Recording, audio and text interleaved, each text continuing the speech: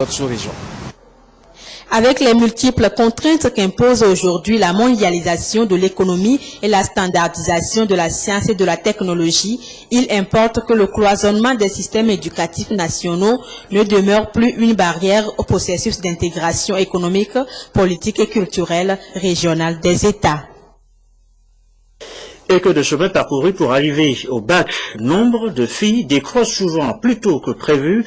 Le phénomène est réel et combattu aujourd'hui. Les filles sont donc particulièrement encouragées à parvenir au baccalauréat et aller même au-delà. Le but de cette opération Bourse Kit scolaire, prix d'excellence, menée un peu partout sur le territoire. Le cas ici, à Vaughan, un reportage, Christine Pétiquialoudé. 186 filles des enseignements primaires et secondaires de la préfecture de Vaud ont bénéficié des kits scolaires et des bourses d'études gracieusement mis à leur disposition par le gouvernement avec l'appui de l'UNESCO. Pour encourager l'excellence, des prix ont été également remis aux 12 meilleurs élèves au CPD, dont 9 filles. Je suis la première du centre avec une moyenne de 18 ans. Je remercie le gouvernement de m'avoir donné cette bourse. J'ai eu bénéfice de fourniture. Je vais bien travailler à la fin de l'année. Selon les analyses, nombreuses sont les filles qui ne passent pas le cap du secondaire. Les barrières identifiées sont d'ordre culturel, social et financier. Il faut alors agir sur ces freins et cette action du gouvernement s'inscrit bien dans cette logique. Cette manifestation s'inscrit dans le cadre de l'initiative du chef de l'État pour le renforcement de la scolarisation des filles. D'ici la fin du mois de mars 2014, nous allons soutenir 1016 filles.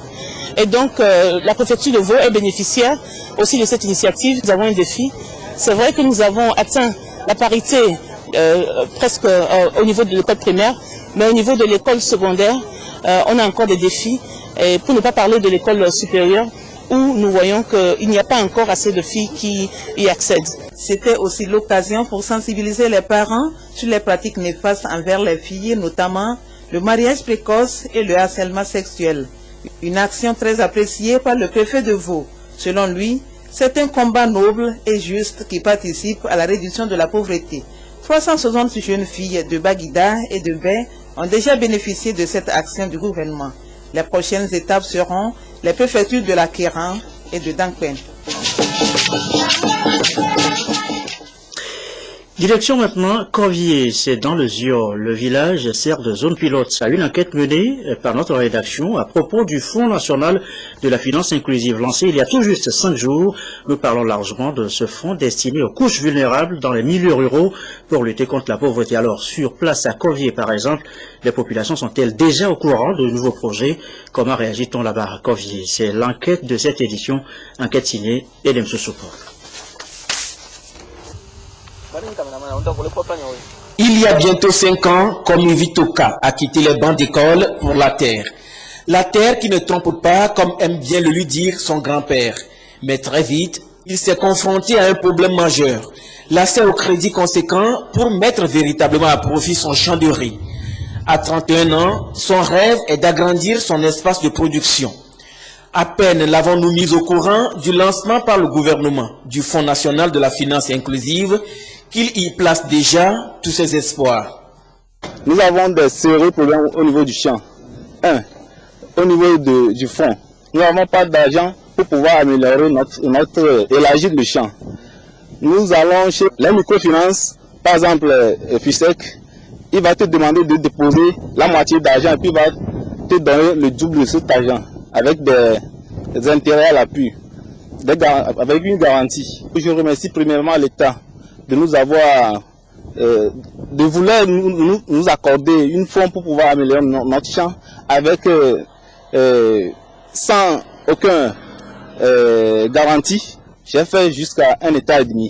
Mais si je trouve l'argent maintenant suffisamment, je peux faire jusqu'à 5 hectares. Son voisin immédiat, Kossi Agbovi, père de 4 enfants, lui aussi riziculteur, dispose de quelques têtes de moutons et de volailles qu'il veut déplacer de la maison vers son champ. Nous l'avons surpris en train d'aménager sa ferme, un projet que Kossi Agbovi a écrit il y a 2 ans, mais qu'il a commencé progressivement puisque l'institution de microfinance auprès de laquelle il veut avoir le crédit ne peut lui emprunter que 200 000 francs CFA, le double de la somme épargnée. C'est un véritable soulagement pour nous qui n'avons pas assez facile au financement. Si j'ai ce fonds, je vais développer ma ferme.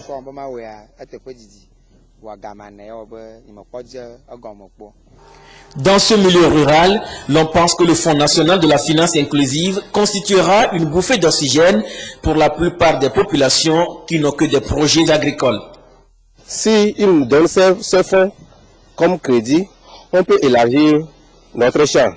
Si ces fonds nous donnent des revenus, on peut ces revenus pour nous aider à appuyer nos enfants à aller à l'école, à faire beaucoup de réalisations. Ici, l'on veut avoir beaucoup plus d'informations sur le fonds afin d'en assurer une large vulgarisation. La mise en œuvre du fonds viendra donc compléter les multiples actions engagées par le gouvernement togolais pour soutenir les couches vulnérables qui veulent avoir accès aux services financiers de base. Et notez par ailleurs que le Fonds national de la finance inclusive est l'un des principaux sujets évoqués demain jeudi dans le magazine Le Togo en marche, à suivre après le journal de 20h avec Technouveau et Pierre Souchoupo. Rendez-vous donc demain jeudi. En attendant, sachez également que le processus de décentralisation est aussi en marche. Une rencontre nationale de planification opérationnelle a lieu depuis ce matin à Lomé. On insiste beaucoup dans les discussions sur la bonne gouvernance. Ça passe par les acteurs clés concernés, les outils nécessaires pour la mise en œuvre des activités de cette année 2014. Par exemple, les précisions à Liu Ouroticheri, Sylvain Aboutou. Le plan de développement des régions, des préfectures, des cantons, tout comme des communes, passe toujours par la bonne planification des projets de décentralisation et de bonne gouvernance. Cet ambitieux programme tient à cœur à la GIZ Togo, un organe de la coopération germano-togolaise qui a réuni ici les acteurs clés des ministères concernés en vue d'échanger sur les bonnes pratiques de planification et de gestion. Objectif, mieux conduire les actions de façon harmonieuse dans leurs milieux respectifs. On veut voir ensemble un peu qui a le leadership, c'est clair, le leadership a le ministère de plan et de développement, comment est la cohérence des différentes planifications au développement dans les différents niveaux et comment on peut peut-être établir un groupe de travail qui voit toute cette cohérence et font les planifications ensemble. On pense que la participation de la population, des groupes cibles concernés est très important. Ils doivent s'approprier, ils doivent décider sur leurs propres priorités du développement. Les activités de ce programme de bonne gouvernance et de décentralisation 2014 de la GIZ Togo concernent 3 villes, notamment Palimé, Sokode et Thiévié, identifiées comme pôles de croissance.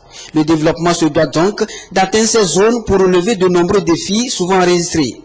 Nous allons essayer de dégager les rôles, les responsabilités des acteurs impliqués dans ce processus.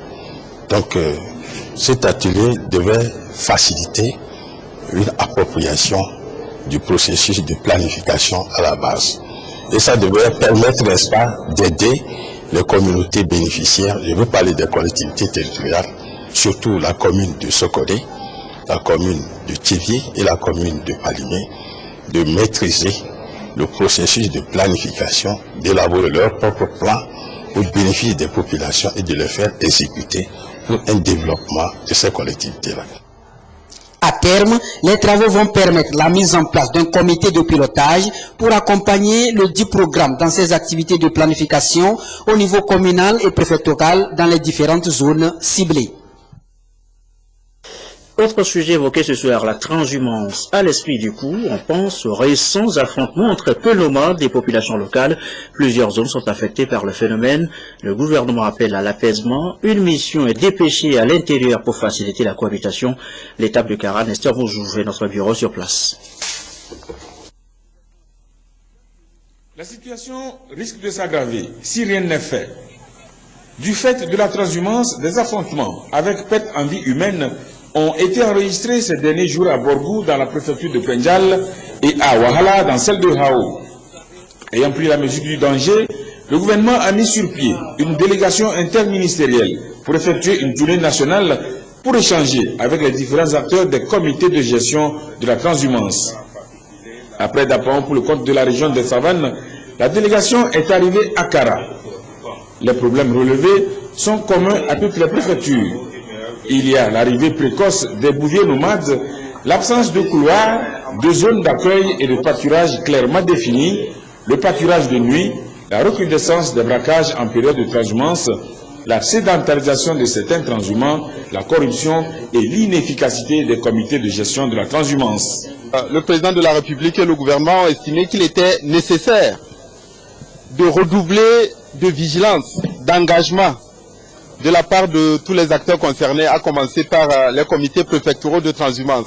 La transhumance, c'est un fait. Nous vivons dans un espace communautaire. Nous devons coopérer avec les pays voisins, notamment les pays de provenance des transhumants.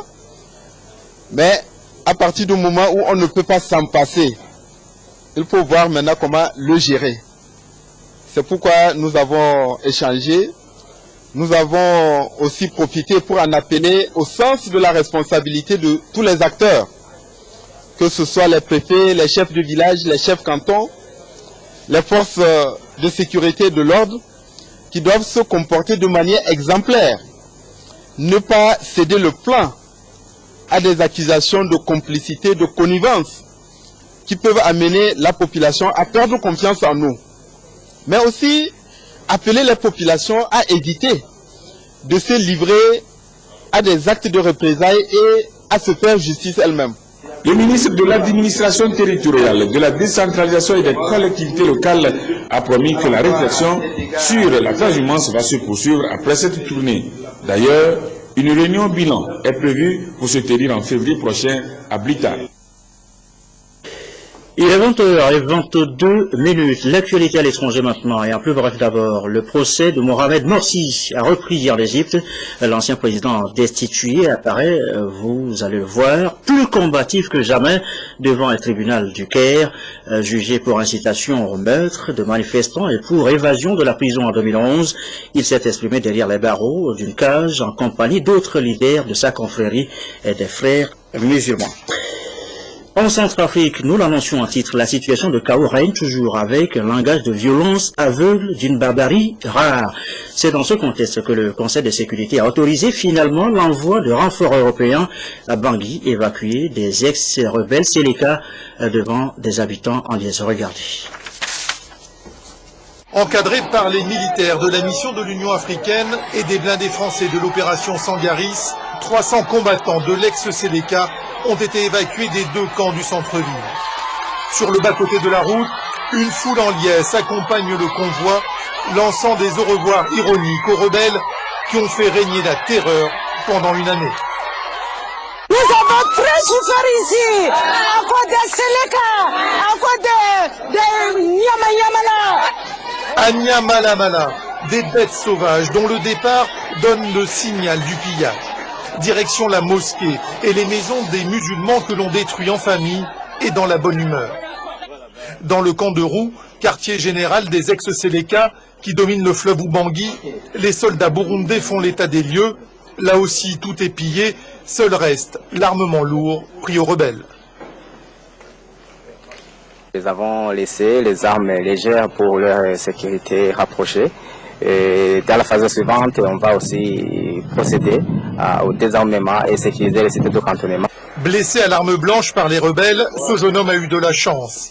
Pour preuve, ses cadavres en décomposition abandonnés dans les herbes. Quelques prisonniers semblent perdus au milieu de ce chaos.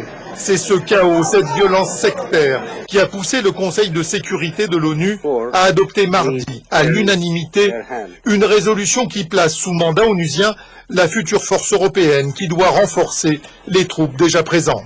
Le but étant essentiel de cette mission européenne serait de contribuer en liaison avec la MISCA aux efforts régionaux et internationaux de protection des populations les plus menacées et de faciliter les mouvements des acteurs civils.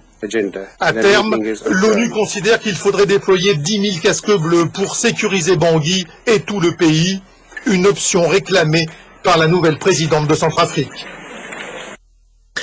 Une situation de chaos qui a jeté sur la route de l'exil plusieurs Centrafricains, y compris les ressortissants de pays étrangers. Le Togo, par exemple, a dû rapatrier aussi ses ressortissants, accueillis ici à Lomé, au centre des sinistrés de Logopé à Agoué. La structure et ses capacités d'accueil visitées ce soir. Gros plan signé Isidore Koubatin.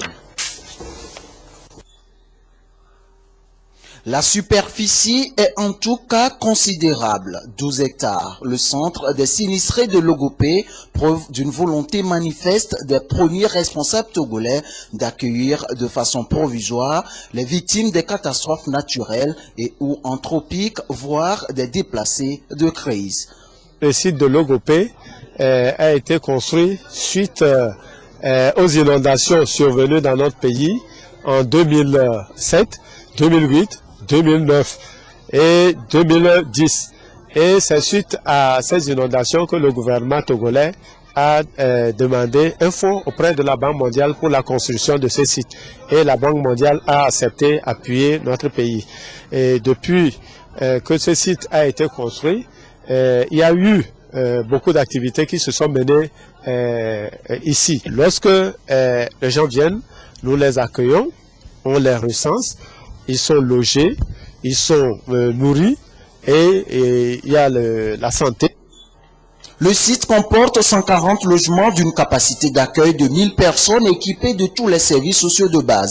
En 4 ans d'existence, le centre fait parler de lui avec cette vague de Togolais qui ont fui les combats en Centrafrique. Nous avons eu à accueillir des sinistrés des inondations ici. Nous avons accueilli également des Togolais rapatriés du Gabon entre-temps.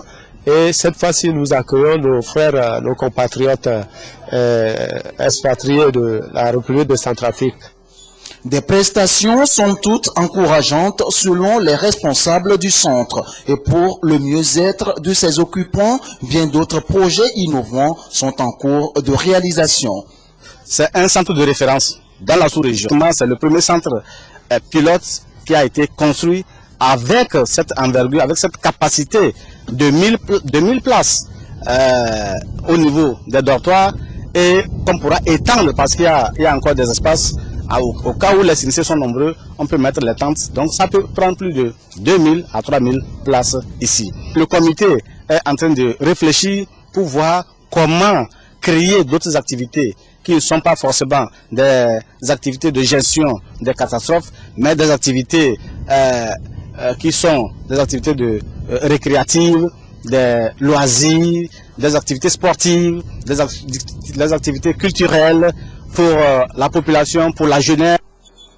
Construit en 2010, le centre est administré par un comité de gestion de 5 membres issus des départements ministériels impliqués dans la gestion des catastrophes.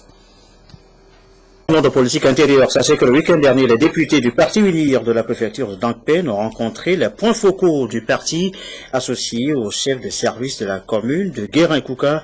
Les échanges ont porté sur certains problèmes qui minent le milieu ces derniers temps. Nestor Mozo pour le récit. Ce sont les points focaux de l'Union pour la République de la préfecture de Dankpen et les chefs de service au niveau de la commune de Guérin-Kouka qui ont été invités à cette réunion initiée par les députés de ce parti. Ces représentants de la préfecture de Dankpen à l'Assemblée nationale se sont aperçus de l'apparition de certains problèmes et ils ont voulu échanger avec les autres pour que ces problèmes ne prennent pas d'ampleur. L'objectif principal de cette rencontre, c'est de présenter nos vœux de nouvel an à nos populations. Et nous avons demandé à Dieu Tout-Puissant de nous accorder la santé et une longue vie, beaucoup de sagesse, et que Dieu fasse en sorte que nous soyons tous des instruments de paix partout où nous sommes.